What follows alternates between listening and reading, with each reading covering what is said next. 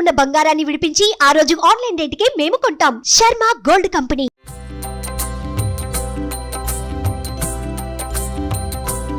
ఒక్కసారి రథసప్తమి స్పెషల్. ఒక్కసారి రథసప్తమికి సూర్యారాధనలో భాగంగా ఈ రోజున పూర్తిగా ఉత్తరం వైపుకి వాలిపోతాడు సూర్యుడు. అన్ని డిగ్రీలు వచ్చేస్తాడు అన్నమాట.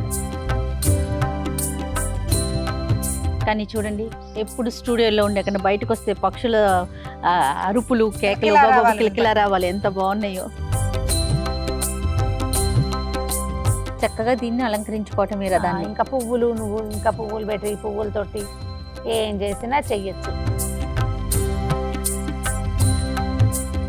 ఆనంద కర్పూర నీరాజనం దర్శయామి ఏకాంతాయ కళ్యాణి తీర్చినాము. తాకట్టులో ఉన్న బంగారాన్ని విడిపించి ఆ రోజు ఆన్లైన్ రేటుకే మేము కొంటాం. Sharma gold company. Suman TV ప్రేక్షకులందరికీ నమస్కారం.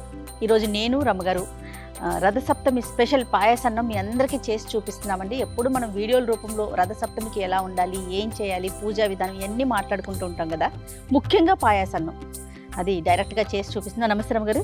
నమస్తే జయ. మొత్తం రెడీ చేసినట్టున్నారు కుంపటితో సహా. అంటే మామూలుగా దాల్ పెడతాము, ఇలా మన బాల్కనీలో మాడాల మీద దాల్ పెడితే కింద వాళ్ళు గోల్ చేస్తారు. కుంపటి సేఫ్ అని కుంపట్లో పెట్టుకుంటాం. ఇదిగో మన కుంపటి సిద్ధంగా ఉంది. ఓకే అండి. ఈ కుంపట్లో ఏం చేద్దామంటే మంచి పర్ఫెక్ట్ ఆవు పిడకలు ఉన్నాయి మన దగ్గర. ఓకే, వీటిని పేర్చేద్దాం. మొదట కుంపటి వెలిగించుకుని చేయటం మామూలుగా నేను ఎప్పుడు చేసేదే. నేనేం చేస్తున్నానంటే శాస్త్రానికి 2-3 ఆవు పిడకలు పెట్టి కొంచెం ముందుకు కింద బొగ్గులు పోసేసుకుంటున్నాను. సరే, ఇవాళ మనం వీడియో కోసం చేస్తున్నాం కాబట్టి పూర్తి పిడకలు ఇంటి దగ్గర అట్లా చేస్తాం. ఊర్లో అట్లా చేసేవాళ్ళం. చిన్న చిన్న ముక్కలు చేస్తే మనకి ఏంటంటే చకచక ఇది. రథసప్తమి స్పెషల్ ఇది కదా రమ్మగారు. మీ కింద ఒక పెద్దది పెట్టి అది పెట్టు, చిన్న చిన్నవి పెట్టి మనకి అంటుకుంటాయి. చాలా. ఇంకొకటి 2 చిన్న చిన్నవి ఈ గ్యాప్లు పూర్తి చేస్తే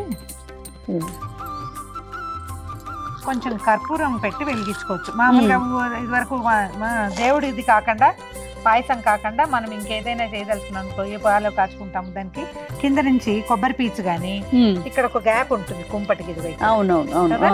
కొబ్బరి పీచు అంటించి ఇక్కడ పెడితే నిదానంగా మంట పైకి వచ్చి అవన్నీ అంటుకుంటాయి అనమాట. బొగ్గులు కానీ వేస్తే న్యూస్ పేపర్లు కూడా పెట్టేసేయచ్చు.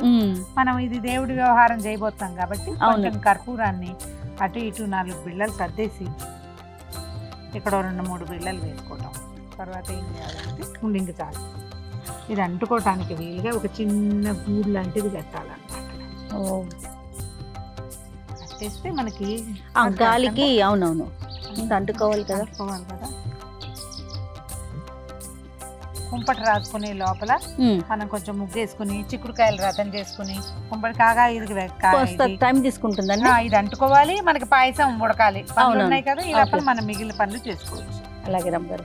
ఒక్కసారి రథసప్తమి స్పెషల్. ఒక్కసారి రథసప్తమికి సూర్యారాధనలో భాగంగా ఈ రోజున పూర్తిగా ఉత్తరం వైపుకి వాలిపోతాడు సూర్యుడు. అన్ని డిగ్రీలు వచ్చేస్తాడు అనమాట. ఇవాళ నుంచి నడక చాలా స్పీడ్ ఎక్కుతుంది.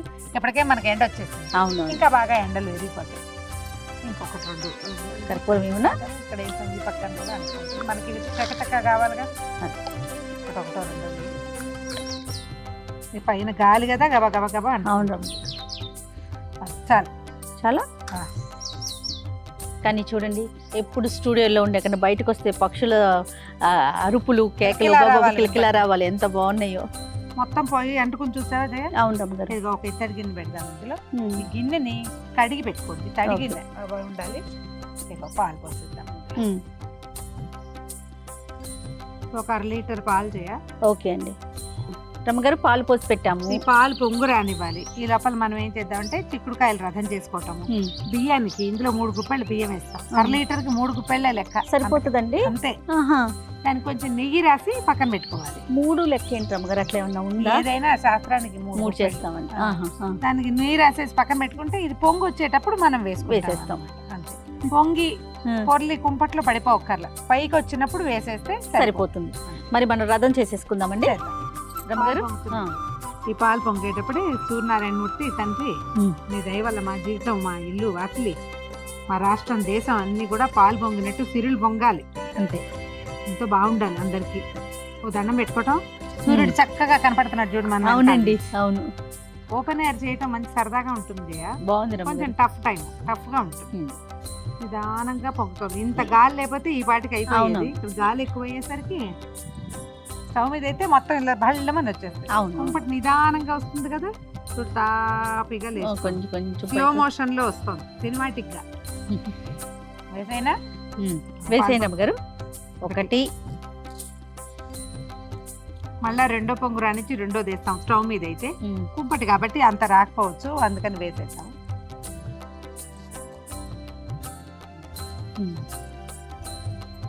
మూడు చిటికలు తీసివేయి నువ్వు కూడా. చిటికలు చిటికంటే తెలుసా అది.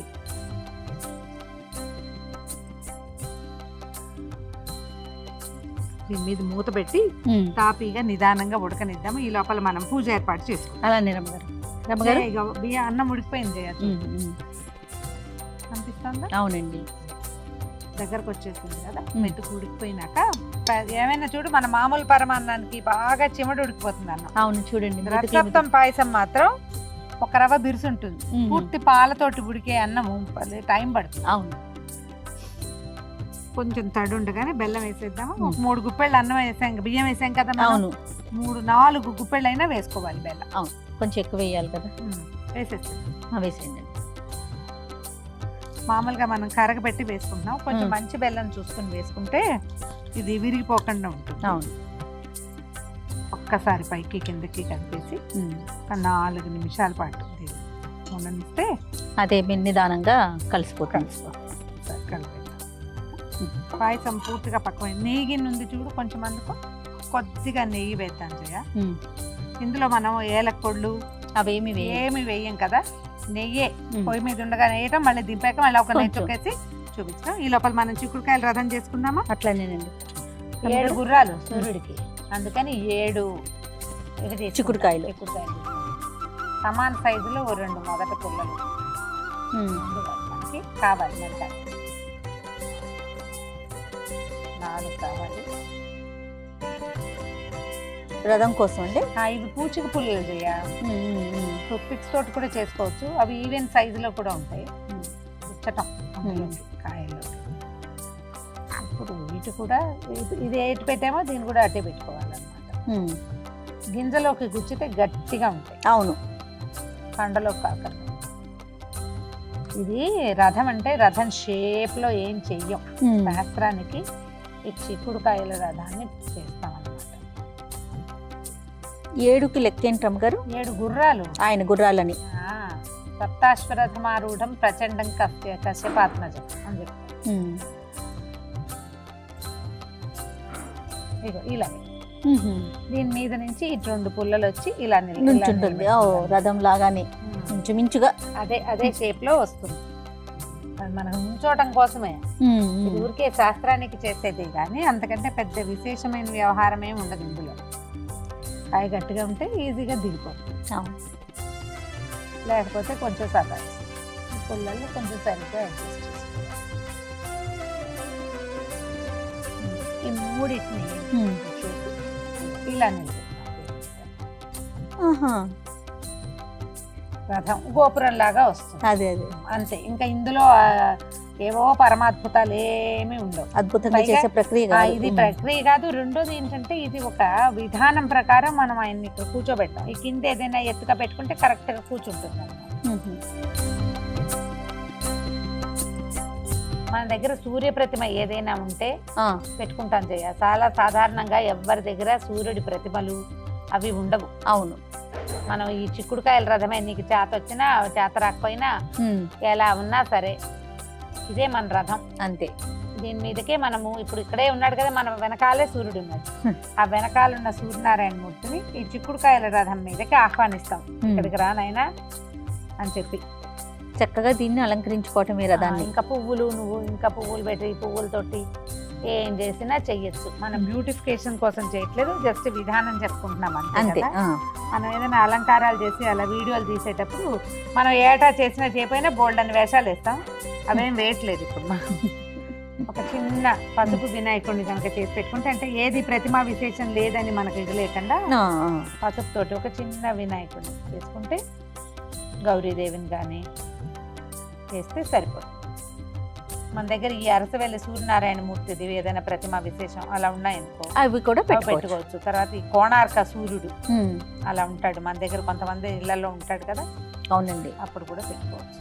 చిన్న గౌరి అదే ఇప్పుడు హరిద్రాబింబంలోనే అంటే పసుపు ముద్దకే మనం సూర్యుడిని పిలుస్తాం అన్నమాట. అందులోకి దీపానికి కూడా చిన్న అలంకారం చేద్దాం. మనం ఇట్లా వాకిట్లో చేసుకునేటప్పుడు నిలువు ఒత్తి కనుక వేస్తే ఇట్లా ఇది కొండెక్కకుండా ఉంటుంది. పక్కకు పెట్టిన ఒత్తి పడిపోతుంది, అంటే వెళ్ళిపోవచ్చు కానీ గాలికి నిలువు ఒత్తి నుంచుంటుంది అనమాట. ఎంత గాలి వస్తుందో చూడు. ఆదిత్య హృదయం కానీ, నవారి స్తోత్రం కానీ, సూర్యమండల స్తోత్రం కానీ ఏది చదువుకుంటే అది చదువుకోవటం. ఓకే.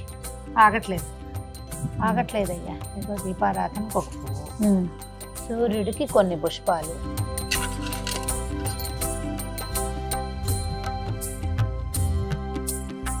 సర్వదా జయమంగళం తదేవ లగ్నం సుదినం తదేవ తారాబలం చంద్రబలం తదేవ విద్యాబలం దైవబలం తదేవ లక్ష్మీపతే తేంగ్రేగం స్మరామి. గురుర్బ్రహ్మ గురుర్విష్ణు గురుదేవో మహేశ్వర గురు సాక్షాత్ పరబ్రహ్మ తస్మై శ్రీ గురవే నమః. లాభస్తేషాం జయస్తేషాం కుతస్తేషాం పరాభవః ఏషాం ఇందీవరస్యామో హృదయస్థో జనార్దనః. సర్వమంగళమాంగళ్యే శివే సర్వార్థసాధికే శరణ్యే త్రయంబకే గౌరీ నారాయణి నమోస్తుతే. శ్రీలక్ష్మీ నారాయణాభ్యాం నమః. ఉమామహేశ్వరాభ్యాం నమః. సప్తమ్యాం రథసప్తమి నామ పుణ్యతిథౌ భృగువాసరే శుభనక్షత్రే శుభయోగే శుభకరణ ఏవం గుణ విశేషణ విశిష్టాయాం అస్మాకం సహకుటుంబానాం క్షేమస్థైర్యధైర్య విజయాభయారోగ్య ఐశ్వర్యాభివృద్ధ్యర్థం ధర్మార్థకామోక్ష చతుర్విధ ఫలపురుషార్థ సిద్ధ్యర్థం శ్రీ సూర్యనారాయణ దేవతాముద్దిశ్య శ్రీ సూర్యనారాయణ దేవతా ప్రీత్యర్థం రథసప్తమి పూజాంగ అహం కరిష్యే. రథంగా కలసారాధన కరిష్యే ఏదో చేస్తాము. కలసాలు ముఖాలు విష్ణువులు అన్నీ చేసేసినట్టే. ఇదిగో నీళ్ళు ఉన్నాయి కాబట్టి ఇంక ఇబ్బంది. దానం పెట్టుకో జయ. జయ సదా సవితృమండల మధ్యవర్తి నారాయణ సరసిజాసన సన్నివిష్ట కేయూరవాన్మకర కుండలవాన్ కిరీటి హారి హిరణ్మయవ పుర్ధృత శంఖ చక్ర. సూర్యుడికి 12 నామాలు ఉన్నాయి. ద్వాదశ నామావళి చెప్తారు. ఈ నెల రోజులు కూడా చదువుకోవచ్చు. మిత్రాయ నమః, రవయే నమః అని చెప్తారు. ఈ 12 నామాలు ఒక మాట చదువుకోవటం.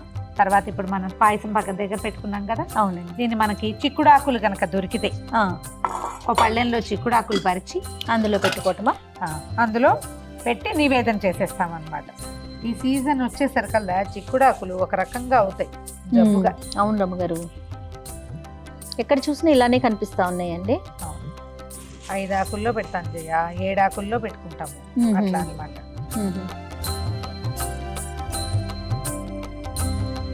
మిత్రాయ నమః.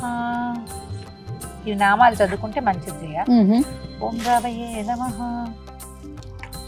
ఓం సూర్యాయ నమః, ఓం భానవే నమః, ఓం ఖగాయ నమః, ఓం పూష్ణే నమః, ఓం హిరణ్యగర్భాయ నమః, ఓం మరీచయే నమః, ఓం ఆదిత్యాయ నమః, ఓం సవిత్రే నమః, ఓం అర్కాయ నమః, ఓం భాస్కరాయ నమః. మనం ఏదైనా పళ్ళు అవి పెట్టదలుచుకుంటే అవి కొబ్బరికాయ కొడితే అది. నిజానికి ఇవన్నీ ఊరికే మనం చేస్తున్నాం కానీ పాయసమే ముఖ్య నివేదన.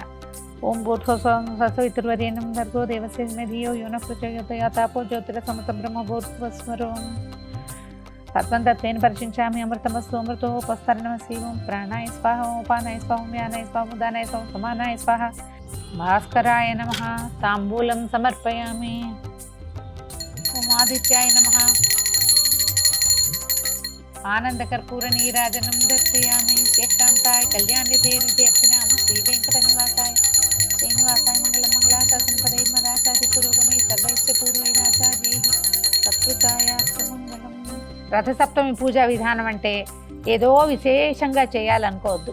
పాయసం చేయటం చాలా ముఖ్యం. పొంగే పాలల్లో బియ్యం వేసి పాయసాన్నం వండటం, కొంచెం సూర్యబింబం కనపడే చోట ఒకసారి నమస్కారం చేసుకుని నివేదన చేయటమే. చిక్కుడుకాయలు రథం చేసుకుంటామా, చిక్కుడాకులు దొరుకుతాయా, వాటికంటే మన లోపల ఆస్థ చాలా ముఖ్యం. ఇంత వివరంగా నేనేం పెద్ద వివరంగా చేయలేదు, ఒక మాదిరిగా చేస్తాం.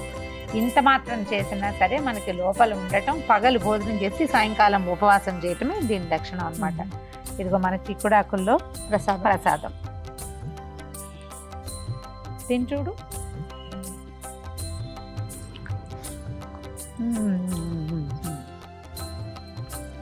కుంపట్లో చేసిన ప్రసాదం. ఈ మాఘమాసం అంతా ఏమీ చేయలేకపోయినా ఉమ్. స్నానం చేసి సూర్యుడికి దండం పెట్టుకోండి. అలాగే రమ్మగారు.